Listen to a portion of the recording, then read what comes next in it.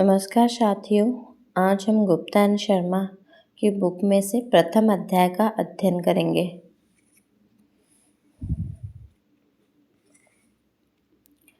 जिसका नाम है समाजशास्त्र की परिभाषा, क्षेत्र तथा विषय वस्तु।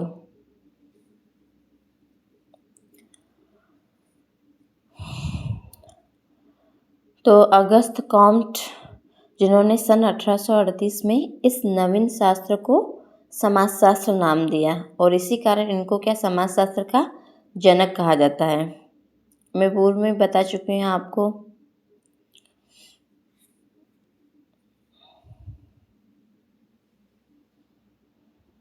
अब इसके अंतिम पंक्तियों में जाएंगे जिसमें लिखा है समाजशास्त्र का अर्थ एवं परिभाषा। तो शाब्दिक दृष्टि से अगर देखा जाए तो जो समाजशास्त्र शब्द है वो दो शब्दों से मिलकर बना है। प्रथम जो शब्द है सोशियस, जो कि एक लैटिन भाषा का शब्द है, और दूसरा शब्द है लोगस, जो कि ग्रीक भाषा का शब्द है। तो सोशियस का जो अर्थ है वो समाज है और लोगस का जो अर्थ है शास्त्र है। तो इस प्रकार समाजशास्त्र का शाब्दिक अर्थ क्या है? समाज का शास्त्र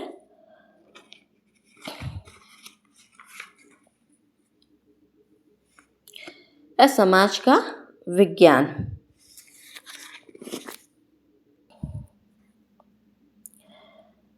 इस प्रकार समाजशास्त्र क्या है? दो शब्दों से मिलकर बना है, सोशियस और लोगस। और जो सोशियस और लोगस है दोनों ही अलग अलग भाषाओं के शब्द है। सोशियस लैटिन भाषा का शब्द है और जो लोगस है ग्रीक भाषा का शब्द है। तो इन दो भाषाओं की वजह से ही एक जो समाजशास्त्री है जॉर्ज स्टुअर्ट मिल, इन्होंने सोशियोलॉजी को क्या बोला है? दो भिन्न भाषाओं की एक अवैध संतान कहा है। और जॉन स्टुअर्ट मिल ने ही सोशियोलॉजी के स्थान पर इथोलॉजी शब्द को प्रयुक्त करने का सुझाव दिया है। तो इथोलॉजी का जो मतलब होता है मानव समूह होता है। तो उन्होंने क्या बोला था कि इथोलॉजी शब्द उपयुक्त है और चूँकि समाज में मानव समूह का अध्ययन होता है इसलिए इसको इथोलॉजी शब्द दे देना चाहिए।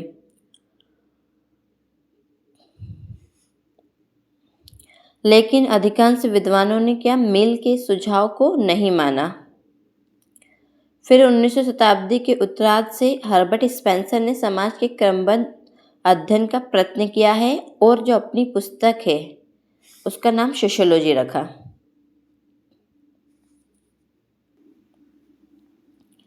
इस प्रकार शाब्दिक अर्थ से समाजशास्त्र का जो अर्थ है समाज का विज्ञान है, समाज का शास्त्र है। अब हम कुछ परिभाषाओं का एनालिसिस करेंगे जिससे हम समाजशास्त्र के अर्थ को और गहनता से समझ सकें। तो इस पुस्तक में समाजशास्त्र की जो परिभाषाएं हैं उनको निम्नलिखित 4 भागों में बांटा गया है। प्रथम है समाजशास्त्र समाज के अध्ययन के रूप में देखा गया है। फिर समाजशास्त्र को सामाजिक संबंधों के अध्ययन के रूप में देखा गया है। फिर समाजशास्त्र को समूहों के अध्ययन के रूप में देखा गया है। फिर समाजशास्त्र को सामाजिक अंतःक्रियाओं के अध्ययन के रूप में देखा गया है।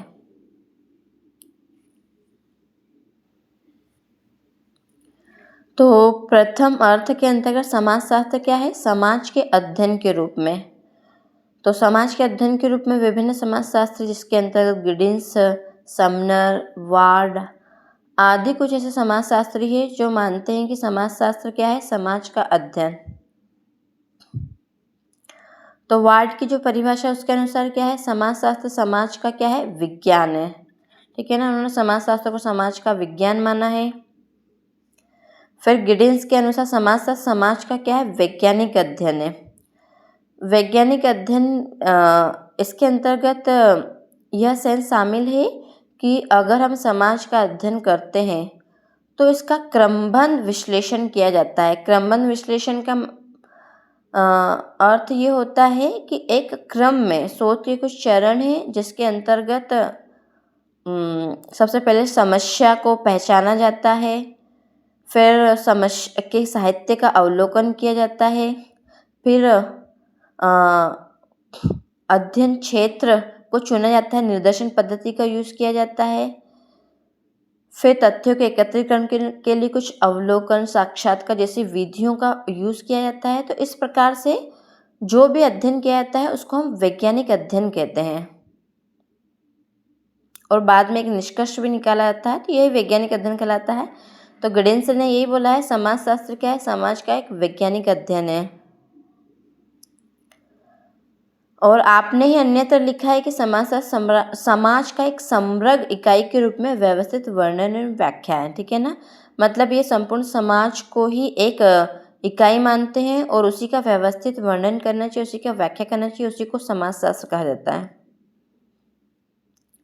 फिर ऑडम ने के अनुसार समाजशास्त्र वह विज्ञान है जो समाज का अध्ययन करता है। वही समाज के ही विज्ञान को उन्होंने क्या बोला है?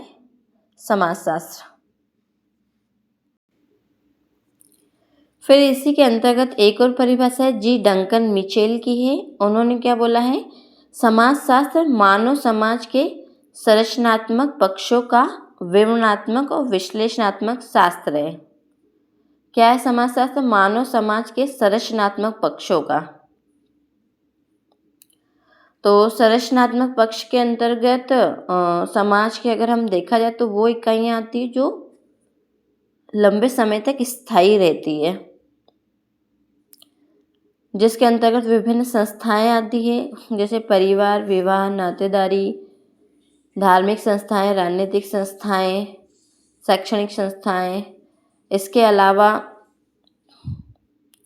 नियम, प्रतिमान आते हैं जो स्थायी रहते हैं, प्रथाएं होती हैं। तो ये समाज के क्या संरचनात्मक पक्ष को निर्धारित करती है। तो डंकन मिचेल के अनुसार समाजशास्त्र क्या यही है कि मानव समाज का जो संरचना है उसका विवरणात्मक और विश्लेषणात्मक शास्त्र है।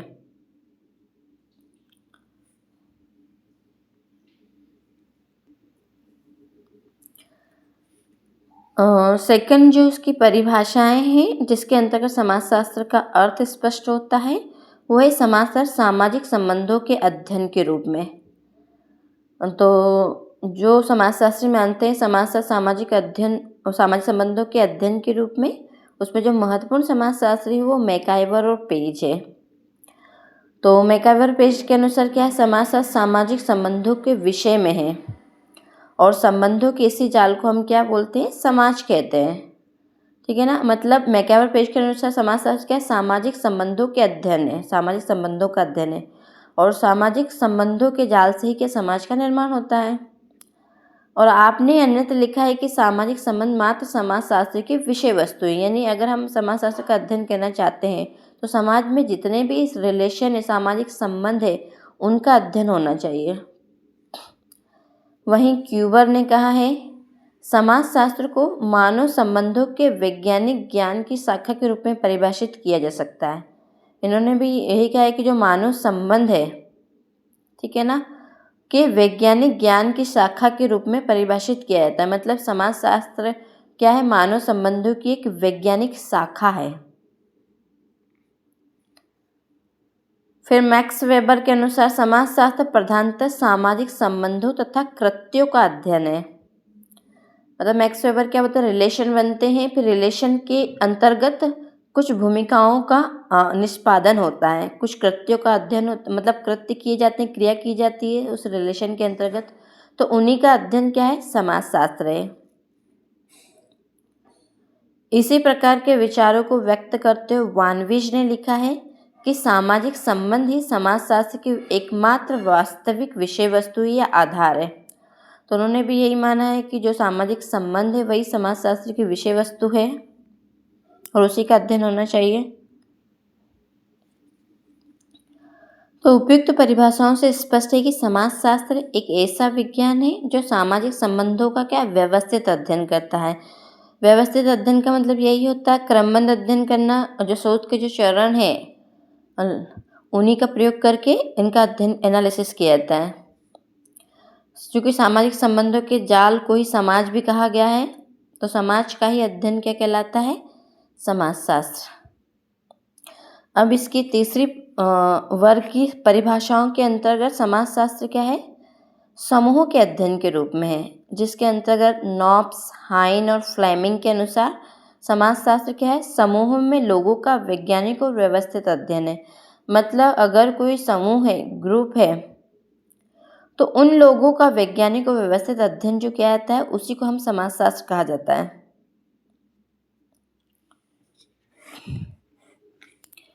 ऐसे एक महत्वपूर्ण जो समाजशास्त्री है जिनकी परिभाषा भी परीक्षाओं में देखने को मिलती है वो है जॉनसन्स। तो जॉनसन्स ने कहा है समाजशास्त्र को सामाजिक समूह का अध्ययन माना है इन्होंने भी। और आपके ही शब्दों में समाजशास्त्र क्या है? सामाजिक समूहों का विज्ञान है। सामाजिक समूहों का विज्ञान है और सामाजिक समूह सामाजिक अंतःक्रिया की ही एक व्यवस्था है।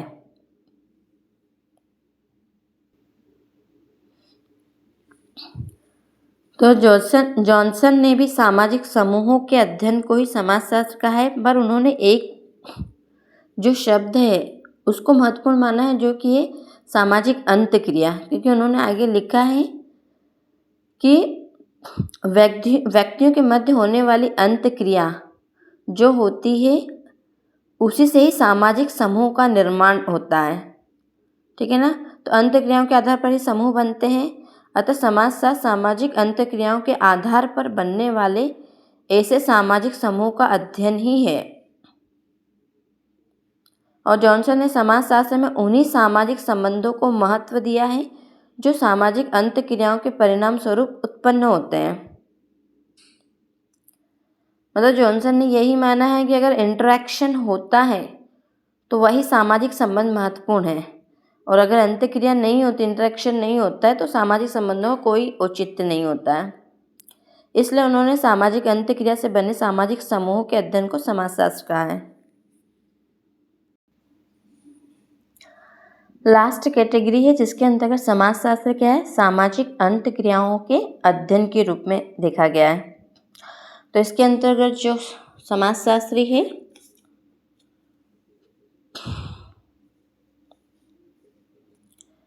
फर्स्ट जो परिभाषा है गिलिन और गिलिन के अनुसार उन्होंने क्या बोला है? व्यापक अर्थ में समाजशास्त्र व्यक्तियों के एक दूसरे के संपर्क में आने के फलस्वरूप उत्पन्न होने वाली अंतःक्रियाओं का अध्ययन कहा जा सकता है। ठीक है, तो गिलिन और गिलिन ने क्या कहा है कि जब व्यक्ति एक दूसरे के संपर्क में आते हैं और अंतःक्रिया करते हैं, यानी विचारों का आदान प्रदान करते हैं, एक दूसरे से बातचीत करते हैं, तो उन्हीं अंतःक्रियाओं के अध्ययन को उन्होंने क्या बोला है? समाजशास्त्र कहा है।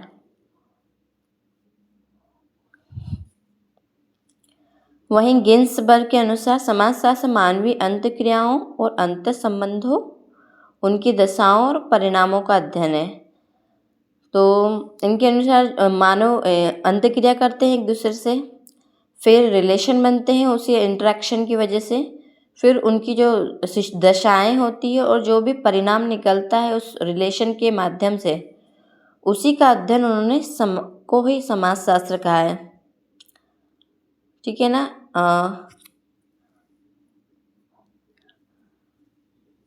आप भी पता है कि एक दूसरे जब बातचीत होती है तभी संबंध बनते हैं, और जब भी रिलेशन स्थापित होते हैं, जो भी संबंध बनते हैं, भले ही वो बाद में विवाह के दौरान पति पत्नी हो या दोस्ती का रिलेशन हो या बाद में जो भी संबंध बनते जाते हैं, तो उनकी दशाएं और उससे जो परिणाम निकलता है, मतलब अगर वो रिश्ता सफल हुआ या असफल हुआ या जो भी परिणाम निकलता है, जो भी घटना घटित होती है, तो उसी का जो अध्ययन समाजशास्त्र में किया जाता है।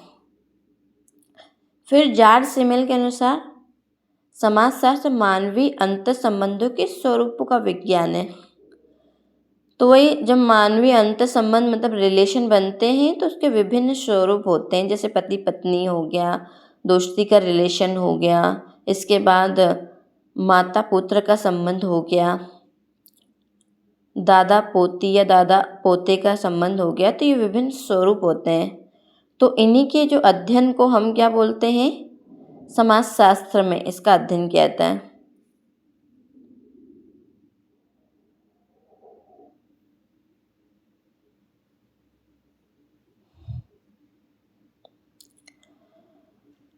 उपयुक्त परिभाषाओं से स्पष्ट है कि समाजशास्त्र सामाजिक अंतःक्रियाओं का विज्ञान है और कुछ अन्य विद्वानों ने भी समाजशास्त्र की कुछ परिभाषाएं दी हैं।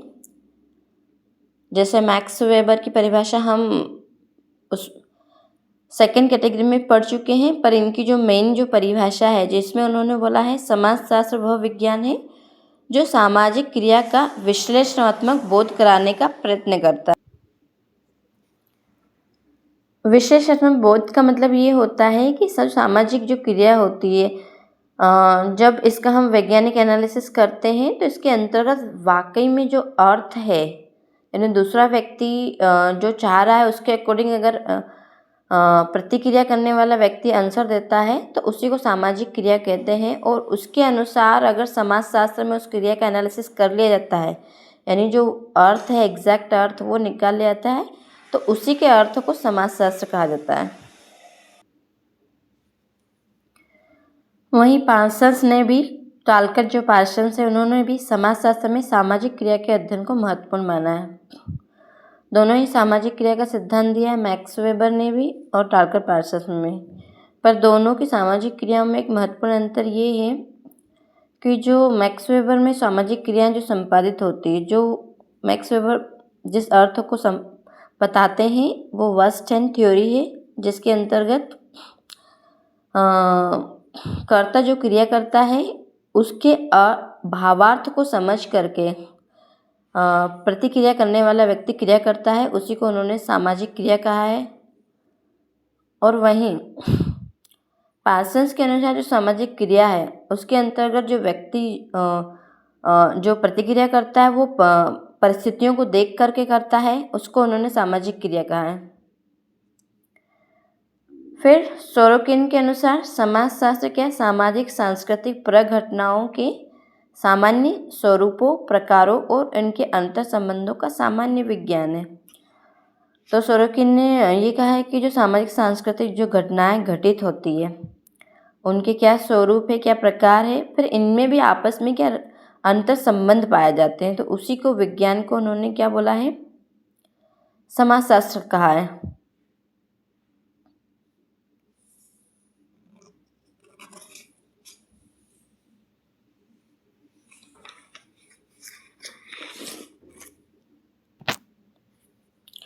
सोरोकिन के अनुसार समाज में विभिन्न घटनाएं घटित होती, एक घटना के पीछे ही, मेन घटना के पीछे ही विभिन्न छोटी छोटी घटनाएं भी घटित हो जाती है, ठीक है ना। तो उनमें क्या संबंध पाया जाता है, उन्हीं के अध्ययन को समाजशास्त्र कहा जाता है।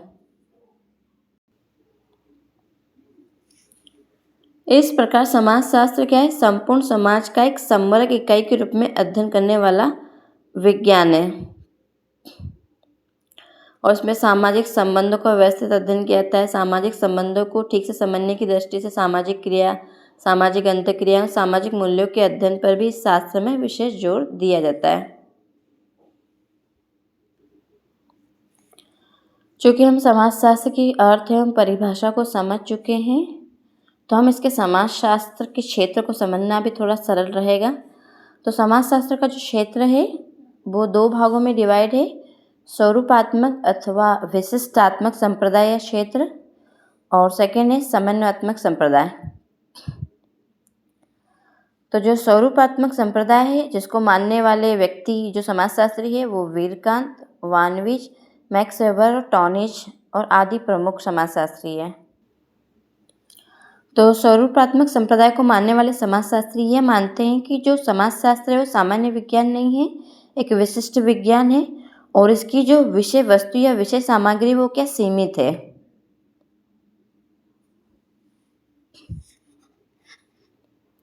तो जो जॉर्ज सीमेल हैं उनके भी विचार में क्या है, समाजशास्त्र को कोई विशेष विज्ञान बनाना चाहते थे वो भी, और आपने समाजशास्त्र को क्या सामाजिक संबंधों के स्वरूपों का अध्ययन माना है कि समाजशास्त्र में सिर्फ सामाजिक संबंधों के क्या स्वरूपों का ही अध्ययन होना चाहिए।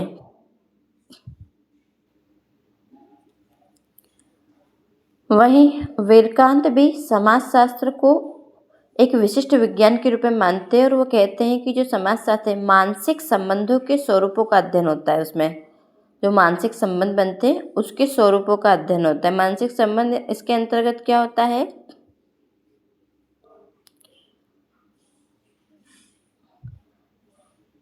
मतलब जो भी क्रियाएं होती हैं वो मानसिक स्तर पर होती है, उसी से संबंधों का निर्माण होता है। उनके अनुसार समाजशास्त्र को इन्हीं मानसिक तथा भावनात्मक तत्वों या संबंधों के स्वरूप तक अपने को सीमित रखना चाहिए। वीरकांत के अनुसार जो भावनात्मक क्रियाएं होती है उसी से वही सामाजिक संबंधों को जोड़े रखती है, अतः समाजशास्त्र में उन्हीं का अध्ययन होना चाहिए। वानविच के विचार के अनुसार भी समाजशास्त्र क्या है, मानवीय संबंधों के स्वरूपों के ही अध्ययन है। इन्होंने भी सेम बात कही है। और आपने मतलब सामाजिक संबंधों के 650 स्वरूपों का उल्लेख करते हुए बताया है कि समाजशास्त्र को इन्हीं स्वरूपों के अध्ययन में अपने को लगाना चाहिए। उन्होंने सामाजिक संबंध के 650 स्वरूपों का अध्ययन किया है। फिर मैक्स वेबर, इन्होंने क्या बोला है, समाजशास्त्र क्या है, सामाजिक क्रियाओं का अध्ययन है, ठीक है ना। और सामाजिक क्रियाओं को आपने उन व्यवहारों के रूप में स्पष्ट किया है जो कि अर्थपूर्ण है और साथ ही जो अन्य व्यक्तियों के व्यवहारों से प्रभावित होते हैं। यानी मैक्स वेबर ने क्या है कि वही क्रियाएं सामाजिक क्रियाएं होती जो कि अर्थपूर्ण है, जिसका कोई अर्थ निकलता हो। दूसरा, जो अन्य व्यक्तियों के व्यवहारों से प्रभावित हो, यानी इन द सेंस वही है कि जो सामने वाला व्यक्ति है अगर उसके व्यवहार से आप प्रभावित होकर के क्रिया कर रहे हो तो वही सामाजिक क्रिया है और उसी का अध्ययन होना चाहिए। स्वरूपात्मक जो संप्रदाय है इसकी कुछ समाजशास्त्रियों ने आलोचना भी की है, जिसमें जो सोरोकिन है उन्होंने क्या लिखा है कि स्वरूपों का अध्ययन अन्य विज्ञानों द्वारा भी किया जाता है, अतः समाजशास्त्र के लिए मानवीय संबंधों के स्वरूपों के विज्ञान के रूप में कोई स्थान नहीं है। मतलब जो स्वरूप है उनका अध्ययन अन्य विज्ञानों में भी किया गया, क्योंकि मैंने बता चुकी हूँ कि इतिहास में भी परिवार, जाति, इन सब का उल्लेख किया गया है। और राजनीति शास्त्र में भी समाज की विषय वस्तु स्वरूपों का ही अध्ययन किया गया शुरुआत में। तो वो यही कहते हैं कि जो स्वरूपों का अध्ययन तो अन्य विज्ञानों में भी किया गया है, अतः समाजशास्त्र के लिए मानवीय संबंधों के स्वरूपों का विज्ञान के रूप में कोई स्थान नहीं है। चूँकि स्वरूपों से समाजशास्त्र का जो अध्ययन है इतना स्पष्ट नहीं होता है और उसकी सामग्री सीमित कर देने से भी समाजशास्त्र का अध्ययन पूर्ण नहीं होता है। इस प्रकार से संप्रदाय की क्या आलोचना हुई है।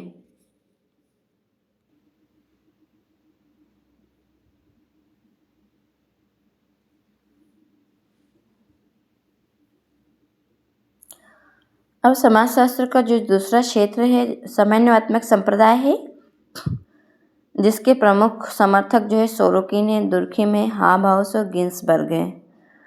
और ये समाजशास्त्री मानते हैं कि समाजशास्त्र एक विशिष्ट विज्ञान नहीं है, यह एक सामान्य विज्ञान है। और इन विद्वानों के अनुसार समाज के जो संबंध में संपूर्ण ज्ञान प्राप्त करने के लिए समाजशास्त्र के क्षेत्र को केवल सामाजिक संबंधों के स्वरूपों पर सीमित नहीं रखा जा सकता। यानी वो ये मानते हैं कि अगर हमें समाज के संबंध में संपूर्ण ज्ञान प्राप्त करना है तो केवल सामाजिक संबंधों के स्वरूपों का अध्ययन तक सीमित नहीं रहना चाहिए, इसे तो संपूर्ण समाज का अध्ययन करना है, ठीक है ना। जो संपूर्ण समाज है उसका अध्ययन करना है समाजशास्त्र को, यानी यह समाजशास्त्र के व्यापक अर्थ को प्रतिपादित करते हैं। हाबाउस का क्या विचार है, ये इंग्लैंड समाजशास्त्री है और इनके अनुसार समाजशास्त्र को अन्य समाज विज्ञानों के प्रमुख सिद्धांतों एवं सार तत्वों के बीच जो पाए जाने वाले सामान्य तत्वों का पता लगाना चाहिए और उनका सामान्यीकरण करना चाहिए। मतलब ये कहना चाहते हैं जो विभिन्न विज्ञान हैं उनके अंतर्गत जो कॉमन चीज़ें हैं जो एक दूसरे को जोड़ती है उनका अध्ययन करना चाहिए समाजशास्त्र में। फिर दुर्खिम के विचार के अनुसार, दुर्खिम का जो विचार है उन्होंने क्या बोला है, समाजशास्त्र है उन सामाजिक तथ्यों के अध्ययन पर जोर दिया है जिनसे सामाजिक प्रतिनिधान का निर्माण होता है। यानी दुर्खिम का समाजशास्त्र सामाजिक तथ्यों का अध्ययन है और सामाजिक तथ्यों का जो निर्माण होता है वो सामाजिक प्रतिनिधान से होता है। अब जो सामाजिक प्रतिनिधान क्या होते हैं, ये जो होते हैं विचारों, भावनाओं एवं धारणाओं का एक सेट होता है। जो व्यक्ति के विचार, भावनाएं और जो मान्यताएं उनका एक सेट होता है जिन पर व्यक्ति क्या होता है अचेतन रूप से अपने विचारों, मनोवृत्तियों, व्यवहार के लिए निर्भर करता है। मतलब व्यक्ति का अगर कोई नियम बन जाता है तो व्यक्ति उसी नियम को फॉलो करके अपने व्यवहार को संपादित करता है और इस प्रकार का व्यवहार अपने सामाजिक क्षेत्र, राजनीतिक क्षेत्र, यहीं तक कि आर्थिक क्षेत्र में भी निभाता है। तो इस प्रकार से जो कॉमन जो चीज़ें होती हैं उन्हीं का अध्ययन होना चाहिए। इसीलिए दुर्कheim के अनुसार भी जो समाज शास्त्र है वो विशिष्ट विज्ञान होकर के एक सामान्य विज्ञान है, क्योंकि जो व्यवहार है व्यक्ति के वो सभी जगह सेम रहते हैं। तो जो सामूहिक प्रतिनिधान की जो 2 विशेषताएं बताई कि ये सारे समाज में फैले रहते हैं तथा व्यक्ति की शक्ति से ऊपर होते हैं। मतलब एक बार जो सामूहिक प्रतिनिधान का मतलब होता है ऐसे कुछ नियम होते हैं जो सभी का प्रतिनिधित्व करते हैं, सभी के व्यवहारों का।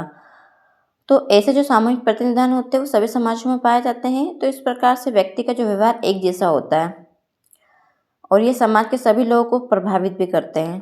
तो इन्हीं का अध्ययन होना चाहिए समाजशास्त्र में। फिर सोरोकिन के अनुसार सोरोकिन ने क्या बोला है, उन्होंने ये बोला है कि जो प्रत्येक विज्ञान द्वारा सामाजिक जीवन के एक पक्ष या एक विशिष्ट प्रकार की घटनाओं का अध्ययन ही किया जाता है, जबकि विभिन्न घटनाएं क्या एक दूसरे से जुड़ी हुई है या एक दूसरे को प्रभावित करती है। अतः ऐसे सामान्य विज्ञान की आवश्यकता है जो विभिन्न समाज विज्ञानों के निष्कर्षों में समन्वय स्थापित कर सके ताकि समाज को समग्र रूप से समझा जा सके। मतलब इन्होंने यही बोला है कि जो विभिन्न विज्ञान है वो सामाजिक जीवन के किसी एक ही पक्ष का अध्ययन करता है, तो हमें एक ऐसे विज्ञान की आवश्यकता है जो सभी विज्ञानों को जोड़कर एक सामान्य निष्कर्ष निकाल सके। इस संप्रदाय की कुछ कमियां भी बताई गई है। यदि समाजशास्त्र में सभी प्रकार के सामाजिक तथ्यों एवं प्रघटनाओं का अध्ययन किया जाएगा तो यह अन्य सामाजिक विज्ञानों की एक खिचड़ी मात्र बन जाएगा। मतलब ये है कि अगर हम सभी विज्ञानों में से कुछ कुछ लेकर के उसका अध्ययन करेंगे तो जो समाजशास्त्र है वह क्या एक खिचड़ी बन जाएगा। और यदि समाजशास्त्र एक सामान्य विज्ञान, इस प्रकार स्पष्ट है कि विभिन्न समाजशास्त्री समाजशास्त्र को एक विज्ञान बनाना चाहते हैं और उस विज्ञान बनाने के तहत ही कुछ समाजशास्त्र जिसके अंतर्गत स्वरूपात्मक संप्रदाय के जो समर्थक है वो मानते हैं कि अगर उसकी सामग्री को हम सीमित कर देते हैं तो क्या उन सामग्रियों को हम गहनता से अध्ययन कर पाएंगे और समाजशास्त्र को विज्ञान बना पाएंगे। वहीं जो समन्वयात्मक संप्रदाय के जो व्यक्ति यह मानते हैं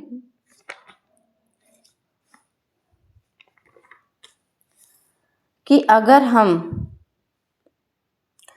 सीमित ही विषयों का अध्ययन करेंगे, स्वरूपों का अध्ययन करेंगे तो कुछ ऐसी इकाइयां हैं जो छूट जाएगी जिससे भी समाजशास्त्र विज्ञान नहीं बन पाएगा। इसलिए हमें चूँकि समाज एक समग्र इकाई है इसलिए हमें उसका संपूर्णता से या एक इकाई के रूप में अध्ययन करना चाहिए, तभी हम समाजशास्त्र को विज्ञान के रूप में स्थापित कर सकते हैं। धन्यवाद साथियों।